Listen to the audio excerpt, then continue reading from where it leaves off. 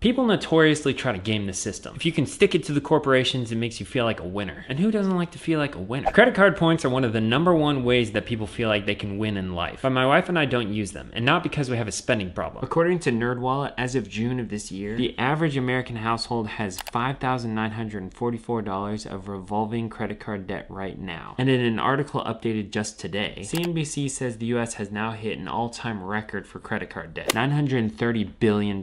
Yeah, I'm guessing we're not getting into the Guinness Book of World Records with that number. Here's the thing, credit card debt comes in waves in this country. It fluctuates with the economy. Like this graph showing the outstanding credit card balances of Americans from 1999 to the second quarter of this year. The total American credit card balance hits an all-time high in 2008, right before the Great Recession. It drops right after as the economy recovered. Then again in 2020 as Rona made its passes throughout the world, credit card debt again dropped from another historical high. Until the world opened back up and businesses began to operate again, and people who weren't able to purchase things or go on vacations for the last 2 years started to spend like never before. The lesson? We as a country have waves of personal debt reduction, but we can't seem to hold on to it long term because we also have massive waves of spending, using not our own money but that of the banks. Clearly we have a problem and it's not getting better. As a part of this channel, I offer financial coaching as a way to help people get out of debt and change their financial lives for good. And sometimes changing yourself and your habits means going cold turkey, no compromises. Because when you say, I'll use credit cards and pay it off every month and get free points, you're making a compromise. And maybe you have the resources and self-control to actually stick to that. You get the points, you game the system, you win. But that isn't the case for the majority of America, as they flounder in nearly $6,000 of revolving credit card debt every month. You know how many times people have said that they would pay off their balance and didn't? More than you know. I don't use credit cards because I want to prove to you it's possible. You can live with only cash and a debit card, and you can live life with no debt. Okay, Caleb, but I have a credit card just in case I need to fix my